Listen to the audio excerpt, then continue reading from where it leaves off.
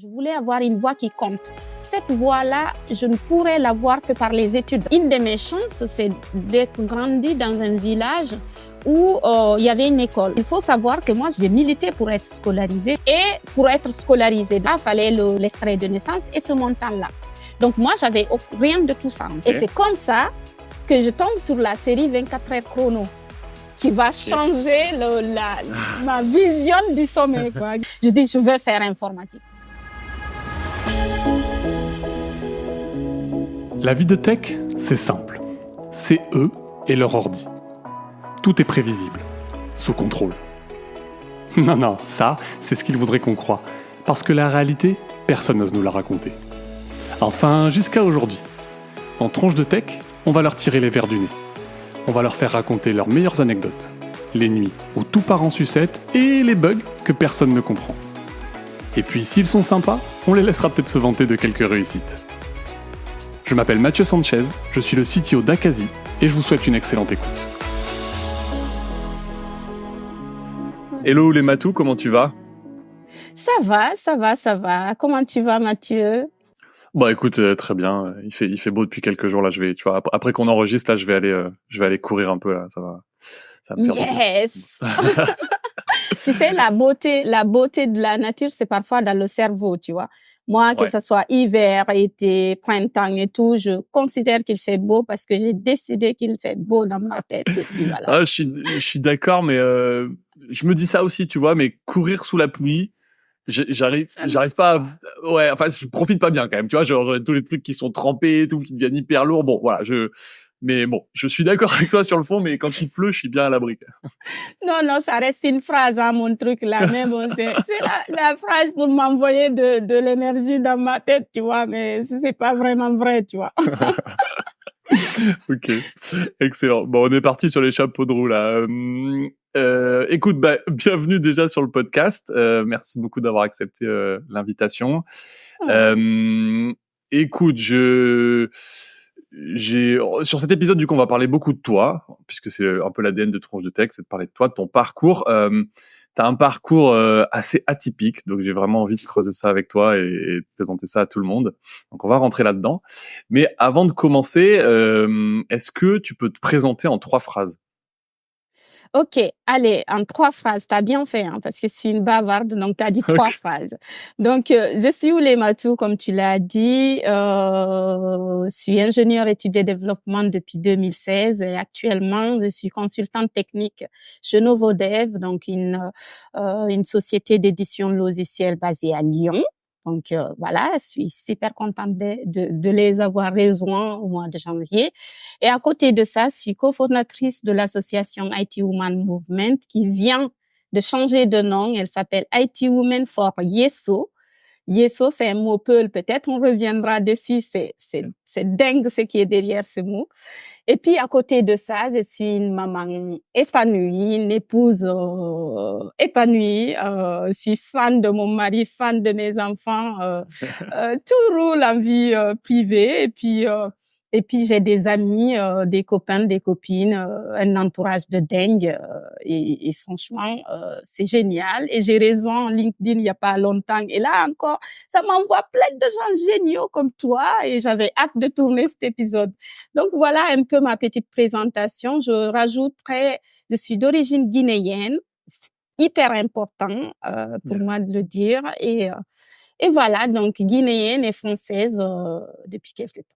Voilà. Ok. Ah, t'es française depuis quelque temps, t'as la nationalité depuis quand ? Oh, s'il y a la police qui nous regarde, sachez que vous pouvez plus me rapatrier, c'est fini. Je suis française aussi, donc voilà, je reste. Bon, je sais pas si la police nous regarde encore, je sais pas si voilà. En tout cas, si la police qui regarde, qui nous fasse signe, je le saurai du coup pour faire gaffe à ce qu'on dit, tu vois. Les pauvres, en plus, c'est même pas eux qui rapatrient, c'est juste qu'ils reçoivent un papier. Alors du coup, je vais dire la préfecture du Rhône, si vous nous regardez, vous pouvez plus me rapatrier, c'est mort. Ok, excellent. Trop bien, donc plein de sujets. Dis-moi, IT Woman for Yesido, ça veut dire quoi Yesido ? Ok, donc Yeso, Yeso, ça s'écrit Y-E-E-S-O. Donc Yeso veut dire avenir dans ma langue maternelle qui est Peul. Je suis Peul de l'Afrique de l'Ouest. Et Yesso, le mot avenir, c'est pas seulement parce que c'est le mot avenir, c'est que c'était la berceuse de mon enfance. On me chantait toujours que j'allais aller. En fait, le mot Yesso, dans l'expression, c'est aller de l'avant. C'est tirer les autres vers l'avant. C'est avoir l'énergie de monter plus haut, de traverser le pont. C'est plein d'expressions autour de ce mot. Et donc, du coup, je me suis dit, IT Women for Yesso, c'est hyper fort, quoi. Voilà. Ouais, Donc, c'est notre sympa ça. slogan, si je peux glisser ça, notre Cool. slogan, c'est l'avenir de l'IT avec les femmes. Ok, Voilà. top. Ok, eh ben, génial. On remettra tous les liens vers ton association dans les notes de l'épisode. Du coup, juste aujourd'hui, donc t'as dit que enfin, j'ai vu que tu faisais aussi c'est en plus de ton travail ou pas? Je t'ai vu faire des ateliers, des conférences ou des choses où tu. Ouais. Ouais. Alors, il y a quelque temps, en fait, j'ai démissionné de mon poste de lead tech dans une société lyonnaise ici. Pourquoi? Parce que j'avais créé l'association et c'est vrai que dès que j'ai lancé, ça a fait boom en fait et on était sollicité beaucoup. Et puis il y avait tous les ateliers à mettre en place. Il y avait, en fait, je l'ai lancé. Et il y avait plein de choses qui manquaient encore, qui n'étaient pas encore tout créées. Et je me suis rendu compte que ça faisait beaucoup. Donc, j'ai demandé à partir et j'ai consacré quelques temps donc dans l'asso pour monter les ateliers, pour m'entourer, pour monter l'équipe. Aujourd'hui, on est à peu près 25 personnes, d'hommes et de femmes. Donc, tout ça, ça faisait quand même du travail. Et donc après septembre, on a lancé les ateliers en test dans les écoles et en parallèle, j'ai créé mon auto-entreprise. Donc, je suis consultante ce nouveau dev en freelance développement. Et puis, à côté de ça, une association, c'est à but non lucratif, ça fait pas vivre. Et il faut que je vive. Donc, du coup, je donne des conférences dans les entreprises et puis j'accompagne aussi les entreprises à engager un peu leurs développeurs dans les conférences techniques, à trouver le Ouais. sujet, à machin. Et ça, c'est tout nouveau. Donc voilà, donc il se peut que tu me vois partout faire des conférences, mais c'est un peu normal. Voilà, ça fait partie de un peu cette auto-entreprise. Ok, trop bien. Bon, t'es optimiste, positive et qui fait plein de trucs en même temps. Trop bien. Oulématou, je te propose de commencer avec les questions du podcast. Ma Mhm. première question pour toi, c'est qu'est-ce que c'est ton premier souvenir de code ou de l'informatique? Waouh, ok. J'ai plein de souvenirs, mais je vais te parler du premier, tout premier. Donc, du tout premier, c'est pas du code, c'est de l'informatique. Donc, je venais d'atterrir en France. Donc, mon premier cours, c'était un travaux pratique. Donc, j'arrive en classe un peu en retard, j'atterris et on me dit, il faut faire un TP. Donc, du coup, on me donne la fiche d'exercice et je m'assois devant cet ordi pendant un moment. À un moment, je fais comme ça, messieurs, messieurs, messieurs. Et parce que il y a une doctorante qui se retourne, qui me dit, qu'est-ce qui se passe, mademoiselle? Je dis, j'arrive pas à allumer l'ordinateur. Il me dit, vous l'avez allumé? Je dis, oui, j'ai appuyé. Il me fait. Elle me dit, non, ça c'est l'écran, mademoiselle. Ça c'est pas l'ordinateur, c'est l'écran. Ok, bon. Jusqu'à présent, ça faisait 10 minutes, Mathieu, que je pensais allumer l'ordinateur, mais c'était pas l'ordinateur. En fait, l'ordinateur, la tour était sur mes pieds, donc vu que je connais pas, Ouais. j'ai pas pensé à regarder déjà. Et puis, donc du coup, cet écran que j'essayais d'allumer, forcément, c'est l'écran. Et elle me montre là où il faut allumer, parce que jusqu'à présent, c'était la première fois que Ouais. je touchais l'ordinateur, alors que je suis venue faire des études d'informatique avec un rêve d'être ingénieur informatique. Hein, excuse-moi. Donc, et en fait, oui, parce que pour venir en France, mon frère avait payé quelqu'un pour m'inscrire, donc j'avais pas eu affaire à allumer l'ordinateur. Et puis il y a la doctorante qui me regarde, qui dit, alors vous, ça va être compliqué. Ça va être compliqué parce que pendant les 2 heures de TP, Moi, au lieu de faire l'OTP, je cherchais les accolades, tu sais, où se trouve Ouais. l'accolade, où se trouve l'étoile, où se trouve. Donc ouais, c'était vraiment compliqué. Donc c'est un peu ce souvenir là. On est en quelle année? On est en quelle année? T'as quel âge là, du coup? En fait, on est en 2008-2009 et Ok. j'avais une vingtaine d'années. En fait, je venais d'avoir 20 ans, un truc comme ça. Parce que tu verras, dans mon histoire, j'ai été scolarisée Ouais. très tard, donc je suis arrivée à l'université très tard aussi. Ok. Ouais. Mais donc t'avais jamais vu ou t'avais jamais utilisé d'ordinateur jusqu'à cette époque-là? Si, j'ai vu de l'ordinateur pour aller m'inscrire à Campus France, il fallait passer par internet. Ouais. Mais Ouais. j'ai pas eu en fait c'est une personne dans les cybercafés, ils sont payés pour faire ça. Donc ils le font à la file en fait. Ils finissent une autre aussi vient s'asseoir. Donc tu t'assois juste à côté, tu touches pas à D'accord. l'écran, surtout pas parce que c'est pas à toi, c'est dans le Ouais. cyber et tu es là juste pour expliquer l'orthographe, enfin dire ton nom orthographie comme ça. Tu échanges avec la personne, mais tu ne touches pas, tu fais rien. Donc, j'avais jamais vraiment allumé l'ordi, sauf que en fait, ça, j'avais pas compris. Pour faire de l'informatique, il fallait de prérequis, en fait. Il fallait déjà savoir c'est quoi la différence entre un fichier et un dossier. Allumer l'ordi, par exemple, ça, j'ai pas anticipé. Et à plus forte raison, taper rapide, tu vois. Et du coup, creusons ce truc-là. Donc t'arrives. En fait, ce qui est marrant, c'est que comment tu as cette ambition ou ce rêve ou cette envie en fait de faire des études d'informatique, sachant que finalement t'as presque pas eu de contact avec l'ordinateur. D'où ça te vient ce truc-là? Ah ouais, donc là, pour te parler de ça, je vais te parler de cette histoire-là, mais te parler de Ouais. ce qui va avec, en fait, de l'histoire avant l'informatique. En fait, il faut savoir que moi, j'ai toujours été, du plus loin que je me souviens, j'ai toujours été une grande rêveuse, en fait. Une rêveuse et entourée de frères et une sœur qui rêvaient avec moi, qui étaient là pour me faire comprendre, OK, il faut y croire, il faut y aller. Et donc, du coup, j'ai grandi dans un petit village. Je pense que c'est l'un des plus beaux villages du monde, je pense.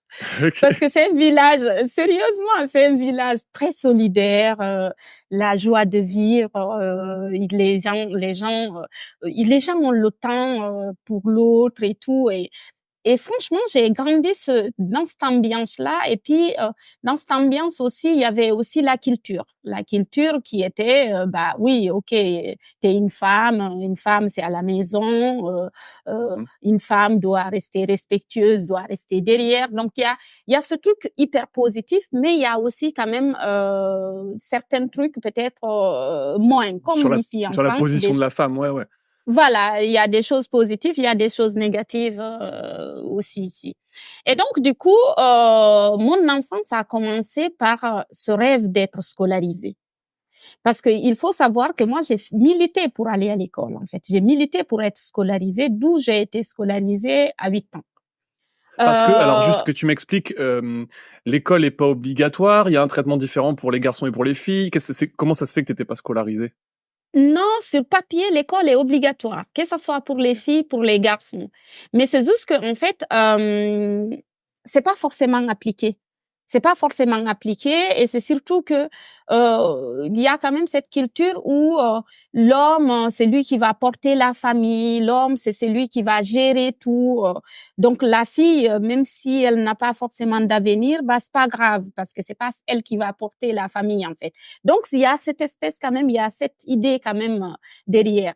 Et puis moi aussi j'ai une histoire particulière que tu verras peut-être on en parlera, qui fait que j'avais pas non plus de surveillance autour de moi, c'est-à-dire quelqu'un qui va s'assurer est-ce qu'elle a été scolarisée ou est-ce que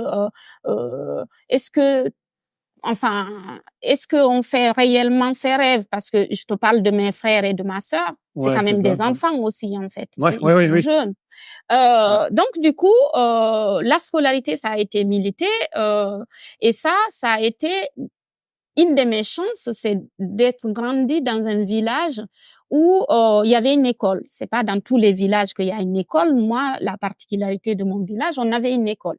Donc du coup, quand j'ai su qu'il y avait des copines qui allaient à l'école et tout ça, il y avait un directeur de l'école, il avait des enfants et ces enfants-là, j'avais commencé à faire copine avec les enfants, j'étais très amie et tout ça. Tu vas voir, mon côté réseautage a commencé très tôt, j'avais à peine 8 ans, quoi.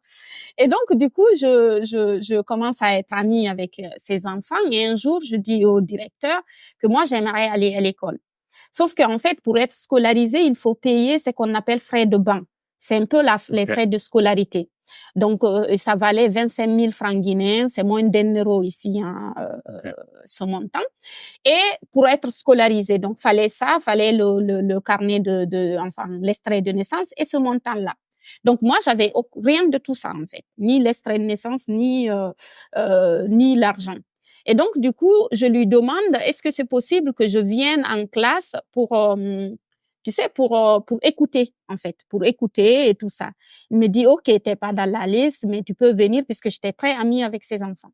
Donc je viens à l'école au bout de quelques jours, parce que je m'asseyais par terre, parce que vu que j'ai pas payé les frais de scolarité, j'étais par terre. Sauf que une de mes cousines à côté avait vu ça, qui avait demandé aussi moi aussi je vais aller à l'école, donc on était deux par terre. Et donc au bout de quelques jours, je renégocie encore avec ce directeur qui était aussi notre enseignant. Je lui dis est-ce que c'est possible que je vienne avec mon tabouret à l'école? Donc, on négocie et là aussi, il accepte. Il dit, OK, tu viens avec ton tabouret. Donc, tous les matins, on venait, Kadiatou et moi, avec le tabouret sur la tête et tout ça, on arrive à l'école. On était très à l'heure. Pour une fois, j'étais souvent à l'heure. Et en fait, le premier trimestre passe. À la proclamation des résultats, je sors parmi les 5 premières de la classe. Mais malheureusement, je suis pas inscrite à l'école. Donc, il avait compté mes notes, mais je suis pas sur la liste. Et donc, ça crée un peu une sorte de militantisme de ce prof parce que il y avait mon demi-frère qui s'appelle Metba, il s'appelle Ibrahim, qui habite à la capitale, qui était venu par hasard à l'année, enfin, à la période de proclamation des examens dans mon village. Et du coup, il va le voir, il dit, faut la scolariser. Regarde, elle est pas dans la liste, elle est meilleure. Et en plus, là, c'est parce qu'elle a l'idée qu'elle est pas inscrite. Imagine si elle était inscrite réellement et tout ça. J'avais mon frère qui venait juste avant moi, qui a 3 ans de plus que moi, qui était scolarisé, lui. Mais en fait, en classe, je le faisais réviser limite, en fait. C'est pas que j'étais intelligente, mais j'étais très motivée, en fait. Et donc, du coup, il en parle à ce frère, il en parle à d'autres personnes du village, et c'est comme ça que j'ai été scolarisée. Tu vois, du coup, c'était ce côté militantiste, en fait. Je voulais, en tout cas, j'avais compris très tôt que même si c'est pas forcément les études ou autres, mais je voulais avoir une voix, en fait. Une voix, je voulais avoir une voix qui compte. Et j'avais compris que cette voix-là, je ne pourrais l'avoir que par les études, en fait. Et je m'étais dit, OK, je vais faire des études. À ce moment-là, mon rêve, c'est l'école primaire, hein, parce que je suis enfant. Et sauf que, quelques années après, c'est l'examen pour aller au collège. Et il y a pas eu beaucoup d'admis dans toute la ville, pas que mon village. Il y en avait que 2 filles qui ont été admises. Et figure-toi, la deuxième, c'était bien moi, quoi. Du coup, à ce moment-là, t'avais réussi à être scolarisée, c'est ça? J'avais réussi à être scolarisée parce que avec ce directeur qui a cru en moi et qui m'a aidé à ce qu'on trouve le montant. Et donc, du coup, vu que je savais que l'école pouvait s'arrêter à tout moment, j'ai tout misé sur moi, c'est-à-dire je bossais vraiment, je travaillais sérieusement pour battre mon frère juste qui était pour le battre, mais aussi pour rester à l'école en fait, tout simplement. Donc du coup, je suis admise pour le collège et tout un problème se pose aussi parce que jusqu'à présent, je suis au village, j'ai milité pour aller à l'école. Mais là, le collège, c'est à des kilomètres. C'est plus de 11 kilomètres quand même pour aller au collège. Je sais pas à peu près exactement, mais en tout cas, dans ces bancs-là.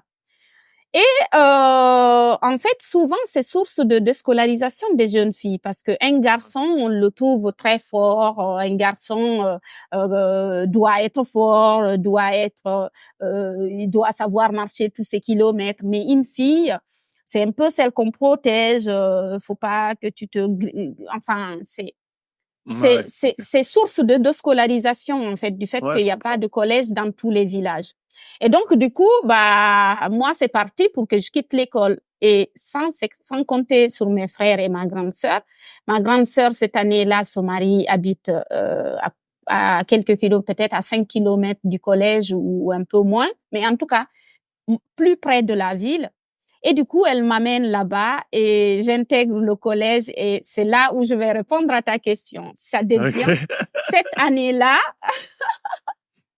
c'est la meilleure année de toute ma scolarité jusqu'à présent parce Ok. que je découvre la ville et puis, habiter déjà en ville et puis aussi d'avoir des copines qui ont d'autres rêves que moi. Moi, mon rêve, c'était d'aller à l'école, tu sais, ils m'ont être lead au village en fait, tu vois. Ouais. Et Ouais. là, en fait, ces copines-là, c'est des enfants d'instituteurs, de gens qui ont fait des études.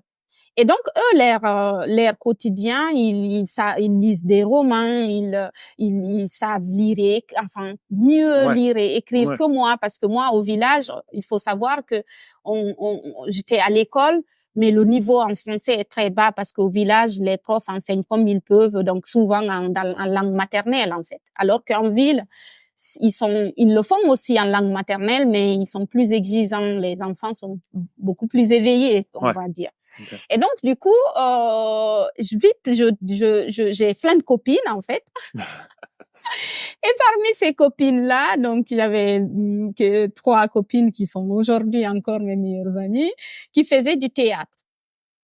Ok. Et donc, le théâtre, elles jouaient du théâtre. L'une d'entre elles était vedette de la troupe et tout ça. Donc, elle m'amène avec elle quand elle devait répéter. Et un jour, il y a une absente, en fait. Une absente qui ne Ok. vient pas et qui est pas là et tout ça. Et je Je viens te vois voir venir. Monsieur Dial. Ouais, parce que tu connais un peu l'histoire. Ouais, Les non, gens. mais même, j'ai commencé à comprendre un peu le personnage. Donc du coup, je viens voir Monsieur Diallo, qui est la personne qui encadre tout ça. Il faut savoir que cette troupe, la particularité de la troupe, c'est qu'elle militait elle faisait des sketchs de sensibilisation sur des thématiques dont on était toutes victimes en fait. Donc elle Ok. traitait 3 thématiques: la scolarisation des enfants filles et garçons, dont on connaissait déjà l'actualité. Moi, ça a failli être mon cas. L'excision, dont on était Ok. toutes victimes, et le mariage précoce. Et déjà, on était en classe de 6e et il y avait déjà des copines qui se mariaient, tu vois. Donc, Ok, du coup, ouais. on jouait des sketchs sur ça. Et donc, je viens voir Attends, Oulematou, c'est fou parce que t'as quel âge? T'as 12 ans, là, en sixième. Oui, j'ai 12-13 ans, ouais. 12, Donc, 12 ans, ouais, 12 ans parce que j'ai été scolarisée un peu tard, 12-13 ans, un truc comme ça, ouais. et donc, à cet âge-là, vous êtes déjà en train de sensibiliser sur des sujets aussi comment dire, sensibles, en tout cas aussi importants, tu vois. Et je trouve ça fou, en fait. Ça veut dire que vous avez conscience hyper tôt. Enfin, comment ça se fait, en fait, que cette troupe d'enfants aussi jeunes, elles aient conscience de ça aussi tôt? J'imagine parce que vous en êtes victime, comme tu le disais, mais il y a peut-être d'autres raisons.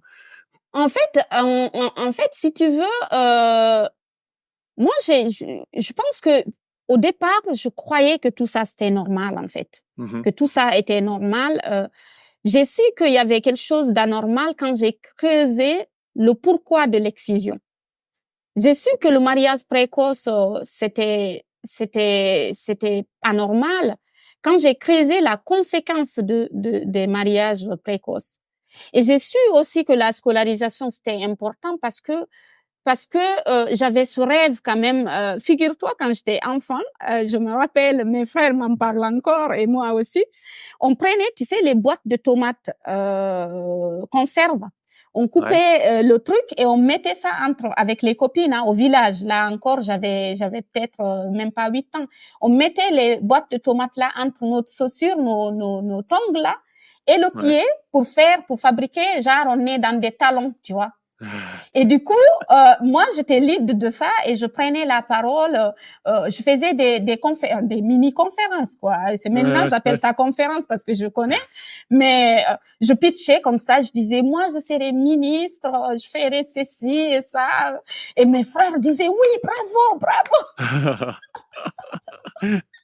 Faisais des sketchs comme ça et à ce moment je découvrais, je savais même pas le théâtre et tout ça. C'était à l'enfance à l'école, enfin quand j'étais au village. Donc quand j'ai su cette troupe là faisait ça, et à ce moment-là j'étais pas encore consciente que ça n'allait pas vraiment l'excision et tout ça. Mais en intégrant la troupe, bah on nous faisait creuser les conséquences, on nous faisait creuser le pourquoi, tu sais, pour jouer les personnages et puis jouer les sketchs. Et en fait, j'ai compris qu'en fait tout ça c'est pas normal et du coup je me suis mis à fond. Et donc quand j'ai dit à monsieur Diallo que je veux remplacer celle qui était absente, il faut savoir que ça tu le verras dans toute mon histoire, je n'ai jamais raté une opportunité. Enfin, en tout cas, j'essaye de jamais rater une opportunité, quoi. Tu me donnes une opportunité, saute dessus. Et je lui dis, je vais tenter. Et il me dit, non, c'est pas possible parce qu'il faut savoir que mes copines, elles parlaient un peu français, en fait. Elles parlaient. Et moi, je ne parle pas bien français et tout le monde, enfin, je fais plein de fautes, tu vois. Je dis une des phrases qu'on me surnommait, je disais du tête aux pieds, tu vois, genre, on dit pas du tête aux pieds, des trucs comme ça. Et donc, du coup, on me donne le rôle pour juste remplacer. Eh ben, je cartonne, en fait. Je le fais bien, je le joue bien. Et c'est comme ça que j'ai été intégrée officiellement dans la troupe. Et grâce à cette troupe-là, en fait, Monsieur Diallo nous conseillait souvent d'aller voir des films, des séries dans les vidéoclubs, en fait. Et c'est comme ça que je tombe sur la série 24 heures chrono, qui va changer ma vision du sommeil, quoi, qui va changer ma vision de rêve. Et je tombe sur cette série-là. Il faut savoir que toutes mes copines, on est fans de la série. On est au collège en sixième, année de sixième. Et moi, j'étais fan de la série, mais pas vraiment de la série, d'un personnage. Il y avait une fille, c'était l'experte informatique. Tout le monde me disait, oui, mais le personnage principal, c'est Jack Bauer. Moi, je disais, non, c'est Chloé, parce que c'était une fille. En fait, elle avait une particularité, c'était une blanche, hein, mais elle avait une particularité d'être une femme et d'être leader dans ce qu'elle faisait, en fait. Elle était incontournable dans la série. Et moi, c'était ça que je voulais voir. C'était des femmes qui étaient les vrais leaders. Parce que jusqu'à présent, dans mon village, les femmes sont leaders. Faut savoir qu'en Afrique, les femmes, c'est celles qui portent la famille, mais non officielles. C'est en off, quand il faut aller au devant, c'est le monsieur, c'est le mari qu'on amène, en fait. Dans la série, c'était elle, et puis elle est là, elle est présente. Je dis, OK, je veux faire son métier. Tout le monde me dit, c'est l'informatique. Je dis, je veux faire informatique. Sauf qu'en fait, j'ai un avantage, c'est que j'ai des frères, Mathieu, ils sont fans de moi, ils sont tout pour moi, quoi. Et donc, du coup, mes frères, je leur dis, je veux faire informatique comme Chloé dans 24 heures chrono, et mon frère commence à démarcher tout le monde pour faire de l'informatique. Il faut faire quoi? On lui dit, c'est mathématique. Il dit, OK, elle va. Je suis la seule à l'école parce qu'à ce moment-là, mon frère, il était parti, il avait déjà quitté l'école, pas parce qu'on l'a déscolarisé, parce qu'il voulait plus, en fait. Il avait arrêté l'école. Et donc, du coup, c'est comme ça, l'histoire avec l'informatique commence. Ce rêve quand j'étais au collège et qui m'a jamais quitté parce que du coup, je fais sciences maths parce qu'on nous dit qu'il faut faire sciences maths pour faire l'informatique. On nous dit, pour avoir le bac, il faut avoir des bonnes notes, faut avoir le bac, mais avoir une vraie mention pour avoir la filière que tu veux à l'université, puisque les places sont limitées et tout ça. Et donc, c'est comme ça qu'on quitte ma ville pour aller à la capitale parce que mon frère, qui a 3 ans de plus que moi, et moi, on était un peu les pattes à colle des autres, c'est-à-dire on était le sac à dos, quoi. Du coup, ils ont déménagé à la capitale pour que je puisse faire Mon grand frère habite là-bas, m'amène et m'héberge là-bas. Et je sais pas comment il s'est débrouillé, Mathieu. Il m'inscrit dans l'un des meilleurs lycées de la capitale. D'accord. En fait, il faut savoir que je suis issue d'une famille modeste. C'est une famille d'agriculteurs. Mais j'ai eu l'enfance la plus confortable et la plus heureuse possible parce que, en fait, ils ont tous fait bloc autour de moi. Ouais. Et c'est surtout que, en fait, j'ai jamais su qu'on n'a pas d'argent ou autre. Donc, quand on est arrivé à la capitale, on lui dit, pour avoir le bac, il faut faire école privée. Il demande lequel le meilleur. Ouais. Et il m'inscrit là-bas et c'était en dollars, il fallait payer. Mais mon frère, il a toujours été dans sa vie. C'est quelqu'un, il n'est pas universitaire, il n'a pas été, il a été scolarisé, mais pas loin à l'école, mais c'est un visionnaire. Dans le sens que en fait, je me souviens, il m'a dit, on va à ce lycée, on va à la capitale que pour ton année de bac. Parce qu'en fait, ça coûte cher déjà d'habiter à la capitale, ça coûte cher l'école. Mais en gros, l'idée, il a économisé, il m'a mis que l'année où c'est important. Okay. Et donc, j'arrive dans ce lycée-là, juste pour ta dernière année, en fait. C'est juste pour ma dernière année. Ouais. Voilà, mon passage à la capitale, c'est juste ma dernière année. J'arrive dans ce lycée qui s'appelle Kofi Annan, et il faut savoir que c'est les enfants de ministres, de chefs de cabinet qui fréquentent cette école. Okay. Et moi, je viens du village, en fait. J'atterris là, il me surnomme tout de suite Bakfadé. Bakfadé, c'est en fait, je deviens tout de suite un peu une harcelée, en fait, de harcèlement scolaire, là, et autres. Ça veut dire quoi, Bakfadé? Bakfadé, c'est une façon de se moquer des gens qui viennent du village, en fait. C'est une façon de dire, tu sais, nous qui venons du village, on a tous un point commun. Déjà, on s'exprime, on a un accent, on s'exprime mal, on s'habille mal. Et puis on a un move qui se ressemble, quoi. On n'est vraiment pas intégré, quoi, tu vois. Pour traverser la route, on court, tu vois, c'est des trucs comme ça. Il y a plein de détails qui nous ressemblent. Ouais, qui vous trahissent, ouais. C'est ça. Et donc, du coup, ils commencent tous cette école-là, école de riches et tout. Ils se moquent de moi. Déjà, j'avais une seule paire de chaussures, donc ça aide pas. Okay. Ils commencent à se moquer et l'avantage que j'avais, c'est que j'avais mes frères. En fait, je fonctionnais pas avec une intelligence. Je fonctionnais avec plusieurs derrière moi. C'était l'intelligence de tous mes frères et moi, en fait. Parce que quand je rentrais, je les racontais. Et je me rappelle, mon frère, il a dit, OK, là, ça va être compliqué. On va pas devenir riche d'un jour à un autre. Mais par contre, on va faire en sorte que tu sois meilleur en classe. Parce que si tu es meilleur, ils vont être obligés de faire avec toi. Et donc, du coup, il me prend un prof de maison qui me faisait réviser maths, physique, chimie. Parce qu'en sciences mathématiques, bah, si t'es bon sur ces trois-là, généralement, t'as une bonne note au bac et puis en classe aussi et tout ça. Et donc, du coup, en fait, petit à petit, je retourne les moqueries comme, en fait, je rends ça classe, en fait. C'est-à-dire, déjà, je demande à être chef de classe, alors que je suis Bakfadé, tu vois. C'est pas normal. Mais ça, c'était pour l'air. En fait, ça a toujours été comme ça. Quand on se moque de moi, j'en fais un peu, surtout que c'est une vérité. Je suis Bakfadé, je peux pas l'enlever. Mais j'en fais un peu comme s'ils assumaient le truc. Et puis, je me suis jamais battue, en fait, contre, tu sais, à se battre contre machin. Ouais. En fait, c'est ce truc-là que tu dis, je le trouve hyper intéressant. Ça me parle beaucoup. Moi, je vais pas, je sais pas si on peut, tu vois, j'ai pas forcément du tout une histoire aussi, pas compliquée que la tienne. Mais je vois très bien ce truc où, même moi, ça m'est déjà arrivé où t'as des gens qui essayent de te stigmatiser, de te mettre une étiquette. Ouais. Et en fait, si tu te bats contre cette étiquette et que tu viens t'énerver contre les gens, en fait, ils ont ce qu'ils veulent. C'est-à-dire qu'ils voient que ça t'énerve et ils vont continuer et tu vas être stigmatisé. Alors qu'en fait, c'est exactement comme tu dis, si tu le retournes à ton avantage, tu dis bien sûr, t'en rigoles, bah ça va s'arrêter. Parce qu'en fait, les gens, ils savent qu'ils sont en train d'essayer de t'embêter, que ça marche pas. Et du coup, je trouve que c'est un enfin, moi, j'essaye d'enseigner ça à mes filles. En fait, j'ai très peur de ce truc-là pour mes enfants, tu vois. Et du coup, j'essaye d'enseigner ce truc de, en fait, ce qu'on te met sur la tête, enfin, ce qu'on te met comme étiquette, c'est pas important, ça te définit pas, mais surtout, ne t'énerve pas pour ça, en fait. Joue-en et essaye de retourner. Donc, c'est un peu ça que t'as fait. Ouais, mais en fait, je pense que j'ai toujours, en fait, j'ai toujours été confrontée à des difficultés, à des machins. Mais j'ai très tôt compris, et ça encore grâce à mes frères et ma sœur, Mmh.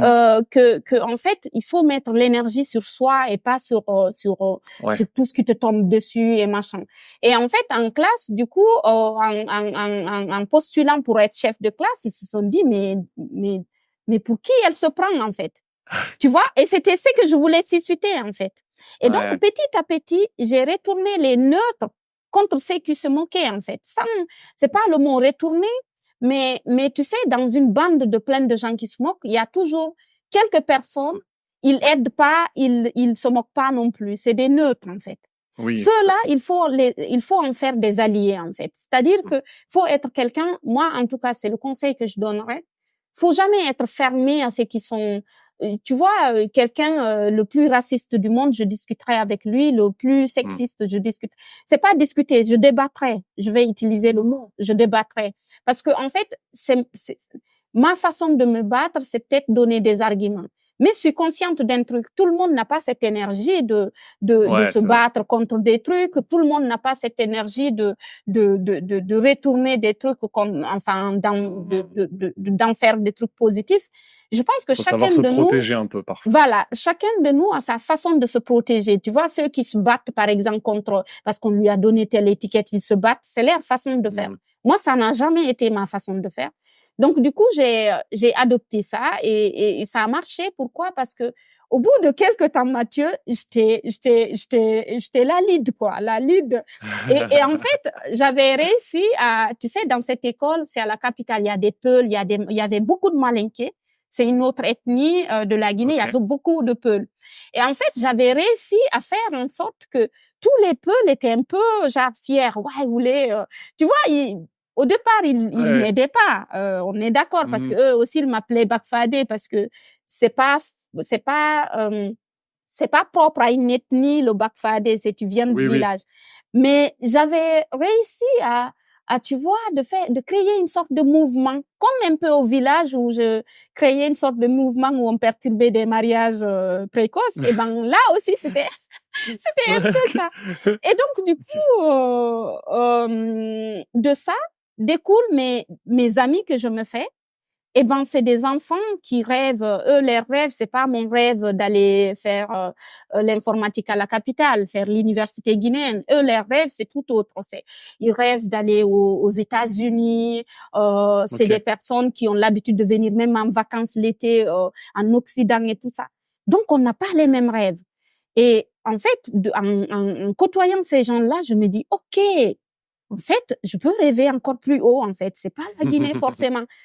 Et j'en parle à mon frère, il me dit, oula, c'est ambitieux, en fait. C'est ambitieux, mais on va y aller. Et en fait, mon frère, franchement, il peut réussir en France ici en faisant de l'incubation, ce mec, mon frère. Du Parce qu'en coaching, fait, du ouais, du ouais. coaching. Parce qu'en Ouais. fait, tu sais qu'est-ce qu'il fait? Il me dit, OK, on n'a pas l'argent, mais demande quand même les infos. Donc, mes copines me disent, bah, pour aller en France, faire l'informatique là-bas, moi, je rêvais informatique. Elle, c'était avocate ou économiste ou autre. Elles m'ont dit, il faut avoir un compte bancaire avec 6 000 € dedans. OK. 6 000 €, c'est pas pour Ouais. la France, hein, mais la coopération, l'ambassade de France considère que pour vivre la première année en France, il faut ce montant-là pour financer ses études. Donc, il faut avoir ce montant. Il faut avoir le meilleur dossier aussi, c'est-à-dire avoir au bac, avoir une mention, avoir machin. J'en parle à mon frère, il me dit, OK, être riche, on ne sera pas riche du jour au lendemain, on n'aura pas cet argent. Mais par contre, on va faire un truc. On va faire en sorte que tu sois meilleur. Si tu as le dossier, imaginons comme par hasard, on devient riche ou bien quelqu'un veut nous financer, bah au moins tu as le bon dossier, tu vois. Ouais, ouais. Ça commence comme ça. Ouais. Et du coup, qu'est-ce qu'il fait? Il monte un dossier de moi. C'est-à-dire de l'école déjà, comment C'est j'étais ton agent, bon. ouais. Oui, et comment j'étais bon et tout. Il commence à démarcher. Il faut savoir que les Peuls en Guinée, c'est pas des gens qui ont été forcément. Tu trouves pas les Peuls dans les administrations beaucoup en fait. C'est pas les intellos de la Guinée, mais c'est les plus riches, c'est les grands commerçants de la Guinée. Ça ne veut pas dire il y a pas des Mmh. Peuls qui ont fait des études machin, mais on est connu pour être des grands commerçants en fait. Et donc, du coup, il démarche les commerçants, les machins. Et il se trouve que j'ai un oncle aussi qui est en Espagne, dont on n'avait pas de nouvelles depuis des années, mon oncle maternel, qui arrive en Guinée et mon frère lui vend mon dossier.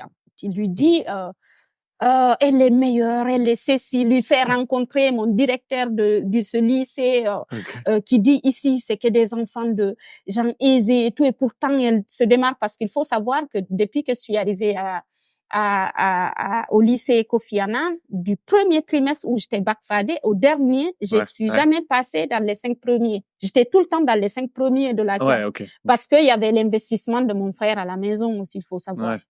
Et donc, du coup, en fait, c'est comme ça que ça est né une sorte de cotisation de cagnotte de tout le monde pour que je vienne en France, en fait, de ce dossier de mon frère et comment il pitchait le truc.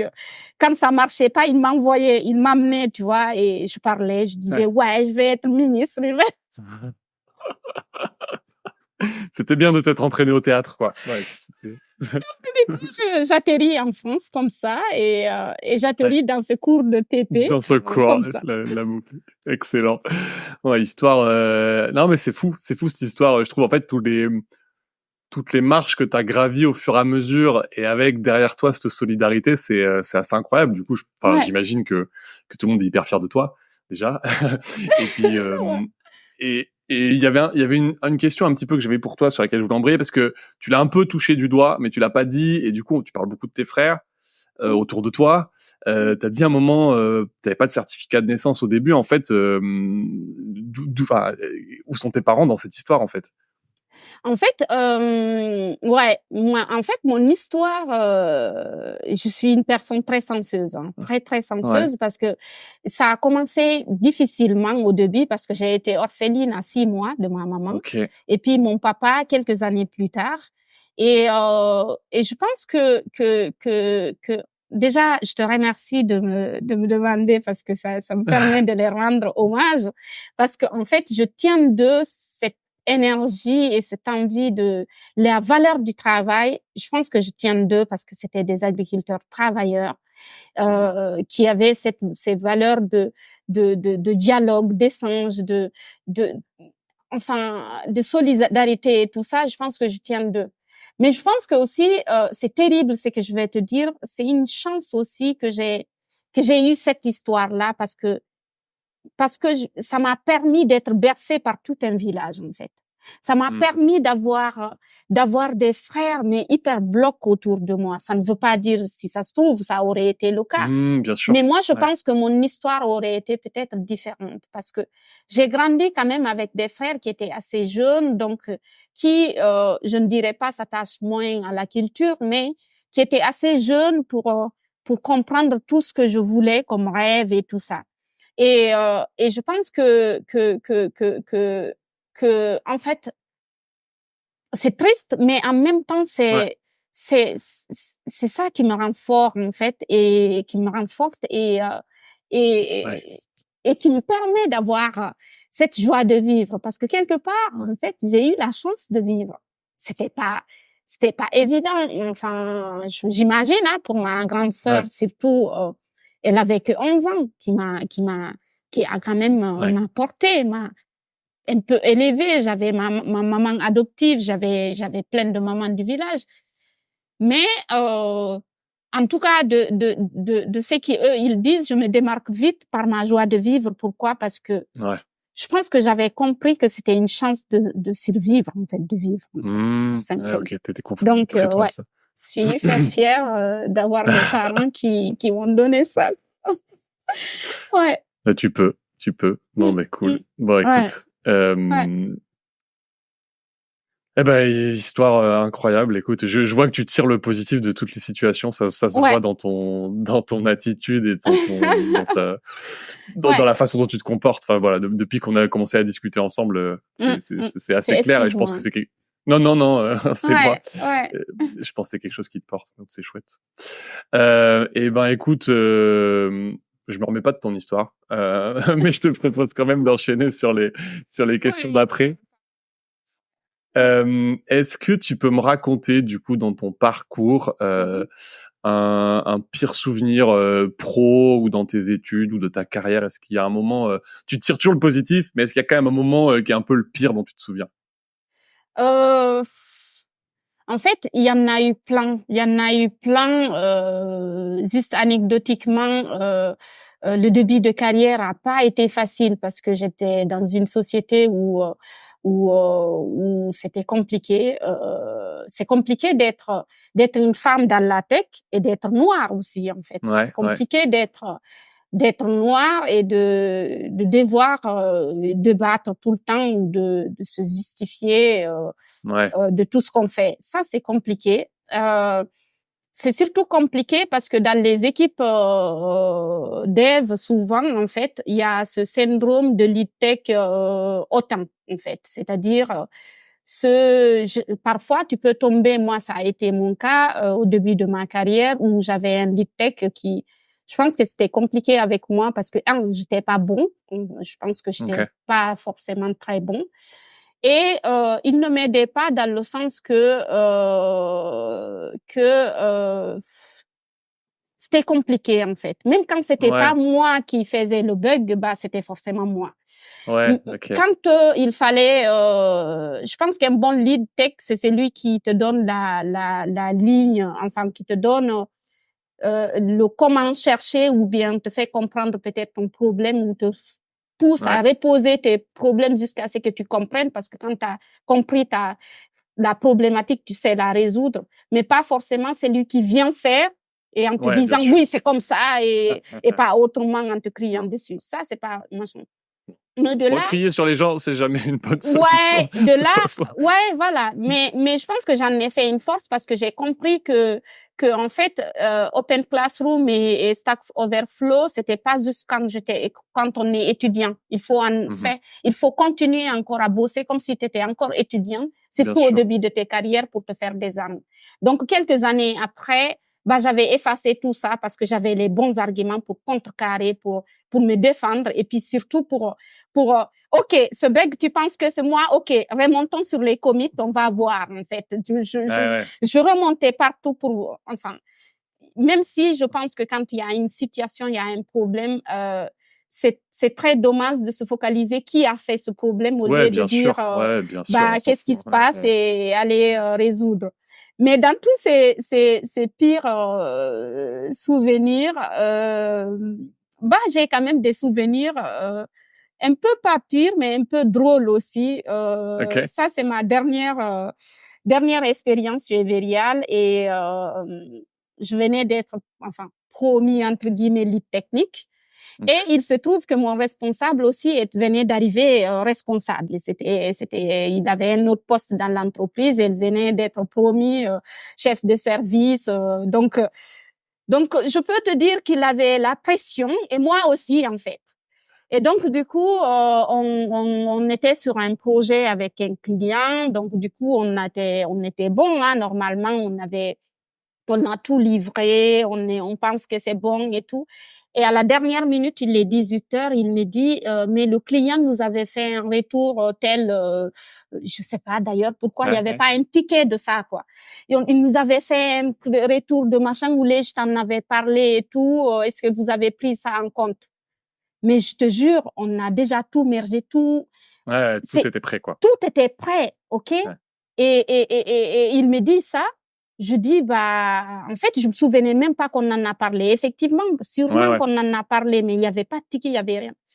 Et donc, du coup, je dis, bah, non, en fait, il y a tous les tests qui étaient passés, tout est bon. Ouais, Lendemain, on présente chez le client. ouais. Et il me dit ça, et on te regarde, et forcément, ça marche pas. Sauf que l'erreur que j'ai faite, et ça, c'était vraiment parce que je débutais dans ce poste-là, Ouais. j'aurais dû dire, bah, assume-le, on va l'assumer, on va le dire que ça marche pas, c'est pas grave, en fait. Ah oui, d'accord. Ouais, ok. Parce que vous avez essayé de faire ce qu'on vous avait demandé On a, a sauf que, posteriori des tests. en fait, si, a posteriori, il est 18 heures, hein, Ouais, Sauf que ouais. du coup, il me dit c'est machin. Sauf en fait, c'était pas quelque chose. C'était juste si tu veux, une petite. C'était vraiment c'est un petit cas quoi, Ouais, pas cas ouais, qu'on ouais. n'avait pas tenu en compte. Je dis Ok. bah c'est pas long, donc je vais le faire. Ok. Donc il s'assoit à côté, lui, tu sais, en me faisant un peu le canard, moi je faisais le truc. Sauf que c'est un code Ouais. terminé en fait. Ouais, ouais. Eh Donc toi, t'as ben, modifié le code a je posteriori là. modifie Ouais. ça. Et ça casse tous les tests déjà, donc c'est Ah, normal. ouais. Et on est 18 heures, on commence à machiner, rien ne marche, tout est Ouais. cassé, Ouais. tout. Lui, il me dit, je lui dis, bah du coup, on va rendre l'autre version parce que heureusement, Ouais, bien j'ai sûr. pas cassé, voilà. Et il me dit, non, voilà, on est à quelques machins. C'est notre première livraison à tous les deux en fait. En tant que lead, en fait, En sur tant votre. que Ouais. lead et tout ça, et sauf que en fait, on finit par réussir, ça marche, hein. Mais Ouais. sauf que quand ça a marché, on se lève pour dire ouais, c'est trop bien tous les tests passés et plus le test qu'on a rajouté pour le cas et tout ça, c'était un Ok. mini cas. Et donc on commence à danser, il y a les alarmes qui commencent à sonner de partout parce qu'il était presque 22 heures, Mathieu. Ok. Ok. Putain, on était toujours enfermés dedans, on n'a pas vu le temps passer. Ok. Et donc du coup, c'est la merde, on est enfermé dedans. Sauf que bah il Parce faut. que, attends, quoi, juste les locaux, en fait, quoi, il y avait quelqu'un fermé de l'extérieur, en fait, En, vous étiez enfermé de l'extérieur? en fait, les locaux de cette entreprise-là, à partir de 20 heures, je pense 30 ou 20 heures machin, les alarmes s'activent en fait. Ok, C'est ils tout le peuvent. monde doit être dehors en fait à cette Ok. heure-là, c'est normal, tout le monde est rentré. Hmm. Donc tout est activé.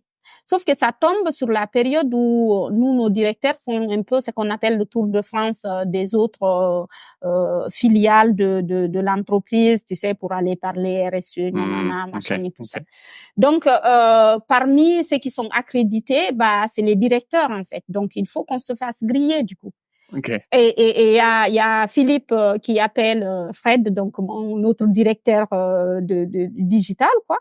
Ouais. Et lui, merde, il est à Grenoble ou je sais plus où. Il dit merde, c'est pas possible. Non, non, non. Faut savoir, Fred, c'est un mec, il est extra, ce monsieur. Il m'a Ok. vraiment beaucoup appris. Mais là, en fait, il en pouvait plus de nous. Déjà, pourquoi on s'est mis à casser le truc, déjà? Ok, ça, on a réparé, c'est bon. Ouais. Du coup, bah, personne pour nous ouvrir, sauf que la police, tu sais, tu Oui, sais, quand ça oui, oui. s'active, il y a Ouais, des gens je qui vois. viennent. Donc, il faut qu'on Ouais. décline quand même une identité, mais La avec sécurité, quoi. la sécurité. Donc, on se retrouve dans le parking enfin, on réussit à, par une porte de secours, pouvoir sortir à l'extérieur du bâtiment. Mais ça criait Ok. partout, les alarmes et tout. Et donc, dans le parking là, figure-toi, mon chef, au lieu de flipper là encore machin, lui, il était sur son ordi, continuait à jouer les tests. Ok. Et ce mec, moi, j'étais hôtel avec Guillaume, avec mon mari et les filles Ouais. qui veulent pas dormir parce que je suis pas rentrée. C'est la cata totale. Donc, je pense que voilà, si c'était à refaire, en tout cas, quelques temps Ouais. après, j'ai compris que c'était pas juste savoir coder le truc, il faut savoir dire non quand il faut dire non, il faut savoir prendre les bonnes décisions parfois et de pas casser en tout cas des choses qui marchent déjà. C'est clair. Voilà. Excellent.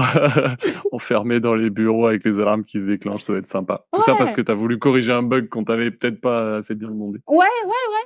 Et que juste parce qu'on a, je pense, pris une décision, et je pense que c'était la bonne sur le coup, puisque nous, c'est ce qu'on croyait.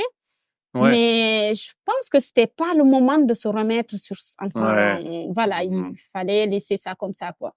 Oui, Mais puis souvent, en fait, en fin de journée, quand t'es fatigué, c'est là où tu fais les erreurs, en fait. Donc, en gros, tu crois que tu corriges un truc, mais potentiellement, t'en casses 3 ou 4 autres. ouais, Et donc, des fois, il vaut mieux se reposer un petit peu et reprendre ça au clair. ouais, surtout que du coup, tu sais, quand même, c'était un gros morceau qu'on livrait, donc il y avait le code de Ouais. plein de gens différents, dont j'ai pas forcément fait de revue de code ou de machin, où il y avait parfois mon code où je disais, mais qui a fait ça, cette merde, en fait, c'est comment ça? Je comprenais rien parce qu'il y avait des endroits où j'avais pas assez commenté, tu vois. heureusement, il y a le débugger dans la vie. Hein. C'est les points d'arrêt, ça aide en fait. C'est clair. Et du coup, on arrive un peu au bout là de mes questions. J'en avais encore une pour toi. Qu'est-ce que tu aurais fait comme métier si tu n'avais pas été dans la tech du coup? Si tu n'avais pas eu 24 heures chrono et Chloé de 24 heures chrono. Je pense que si j'avais pas fait la tech, j'aurais fait un métier de journaliste ou animatrice ou en tout cas, j'aurais fait un métier où je donne la parole aux gens, où je discute avec les gens, je rigole comme on fait là. D'ailleurs, je veux bien qu'on fasse un tournage un jour où c'est toi l'invité sur tranche de tech et moi je t'interviewe, d'accord? Ça marche, ok. Donc je pense que j'aurais fait ça, ou j'aurais fait comme je fais là l'association, mais un truc en tout cas qui milite et où je prends la parole, où je. T'avais fait de la radio, tu m'avais dit à un moment, oui, c'est ça, non? Oui, ouais. Oui. Donc je l'ai un peu fait ce rêve parce que du coup je fais de la radio jusqu'à présent. Hein. C'est juste que de temps en temps je fais des longues pauses. Ah, tu fais encore? Ouais, je fais encore. Et donc du coup la radio, si ça peut nous donner de la pub, elle s'appelle Africa Midi. Et donc, du coup, c'est une radio qui décrypte un peu l'actualité sociopolitique en Afrique, moi, notamment en Guinée, et mes chroniques, je chronique sur la place de la femme, sur la scolarité, sur tout ce qui m'importe, en fait. Qui t'importe depuis toujours, ouais. Voilà. Mais, ouais, j'adore, je m'éclate et, Non, mais excellent. Ok. Bon, ben, trop bien. Écoute, les matous, c'était un épisode particulier avec toi, je trouve. C'était cool à faire. Est-ce que je peux te laisser un petit mot de la fin, s'il y a un truc que tu veux ajouter ou un message que tu veux faire passer? S'il y a un message que je veux faire passer, c'est l'inclusion dans la tech, la mixité. Je pense que la mixité dans la tech, ça doit être le problème de tous. Je me rends compte que les gens commencent à comprendre que c'est vraiment un problème de tous. Maintenant, il faut qu'on soit dans l'action.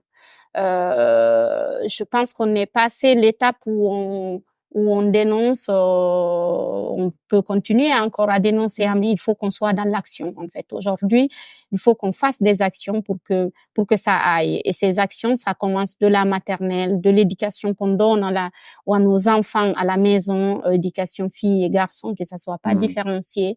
Ça part jusqu'aux écoles de reconversion, ça part aux entreprises.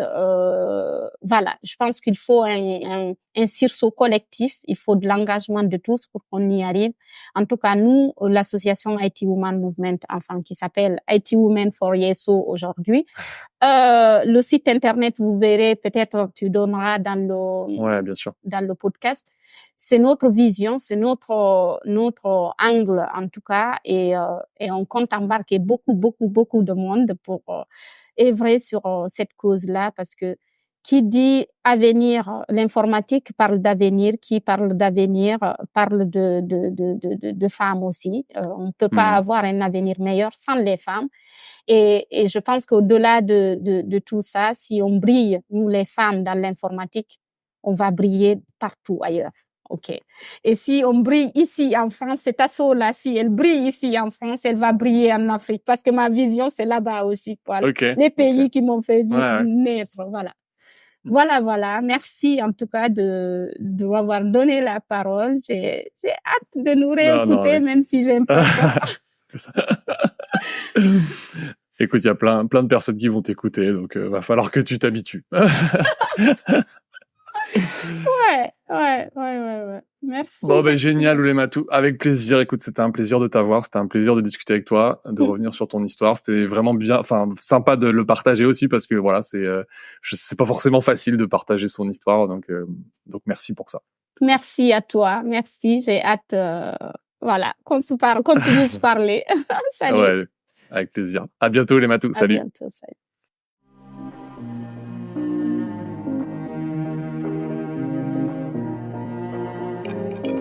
Ça y est, c'est terminé. La tronche de tech du jour nous a livré tous ses secrets. Ou presque. S'ils t'ont plu, n'hésite pas à nous le dire en commentaire, à noter le podcast ou à m'envoyer un message sur LinkedIn. Dernière chose, si tu es freelance ou indépendant ou que tu envisages de te lancer à ton compte, tu auras certainement besoin d'un expert comptable. Dans ce cas-là, viens voir ce qu'on fait chez Akazi sur www.akazi.io.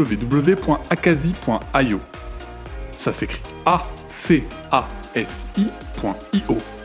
Et promis, tu seras super bien accueilli. Sur ce, je te dis à très vite pour un prochain épisode de Tronche de Tech.